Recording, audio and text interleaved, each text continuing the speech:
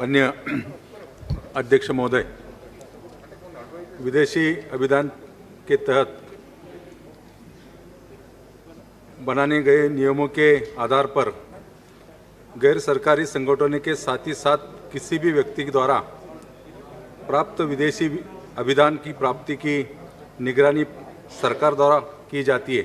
थोड़ा माइक के करीब रखिए बारने साहब। हाँ प्लीज अपर। विदेशी अभियान अधिनियम संशोधन करने वाला ये विधेयक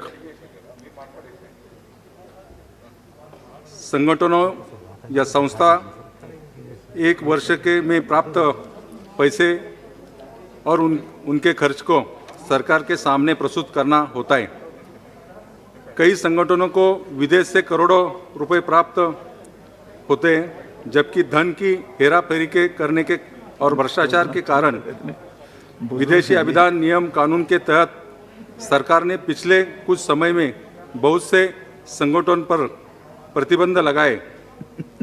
अध्यक्ष महोदय, ये विधेयक के अनुसार इसमें धार्मिक संगठनों को विदेशी अंशदान प्राप्त करने का अधिकार पहले से के तरह है। बिना भेदभाव के सभी धर्मों को यह अधिकार प्राप्त है, लेकिन सरकार इस बात को ध्यान में रख रही है कि किसी एक खास धर्मीय समुदाय को यह विदेशी अभियान मिला है, वो ऐसे समाज के हित में लगा रही है।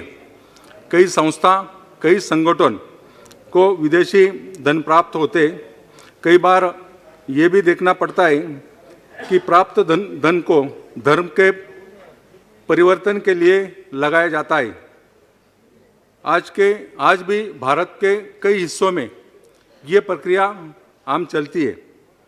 देश के गरीब पिछड़े वर्ग को लालच देकर इस प्राप्त धन से धर्मांतर किया जाता है और कुछ मामलों में तो विदेश से प्राप्त अभियान से देश के विरोधी गतिविधियों को बढ़ाने का काम किया जाता है। महोदय, इस विधेयक के अनुसार आप किसी भी एनजीओ या संस्था पंजीकरण के लिए पदाधिकारी का आधार नंबर जरूरी है। ये विधेयक का एक खास अंग है। मैं इस बारे में समर्थन करता हूँ। लोक सेवक के विदेश से रकम हासिल करने पर पाबंदी होगी, लेकिन क्या इससे यह धर्म परिवर्तन और देश विरोधी जो भी गतियाँ चलती है वो रुक जाएगी? सरकार को इसके लिए कठोर कानून बनाने की जरूरी है। यह माननीय उच्चतम न्यायालय के आदेश के अनुसार आधार की व्यवस्था से जुड़ा संशोधन विधेयक आज इस सदन में लाया जा रहा है। महोदय, सरकार को इसकी जानकारी भी होनी चाहिए। जिस काम के लिए ये पैसा मिला है, ये पैसा उस पर खर्च न होकर बाकी कार्यों में लगाया जाता है।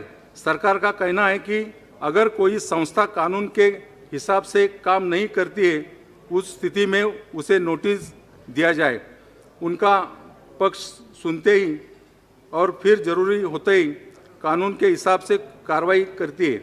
लेकिन इस सब प्रक्रिया में इतना समय लगता है कि कई संगठन से जुड़े लोग देश छोड़कर निकल जाते हैं और इससे जुड़े अन्य लोगों को सरकार में गिरफ्त करती है। लोगों को पकड़ा जाता है। उन्हें इस विषय में पूरा ज्ञान नहीं होता है। मैं आखिर में ये बोलता हूँ, विधेयक को मैं समर्थन करता हूँ और ये कानून जो प्रावधान किया है, ये आगे चलकर निश्चित रूप से गतिविधियाँ रोकने का काम करेगी। धन्यवाद।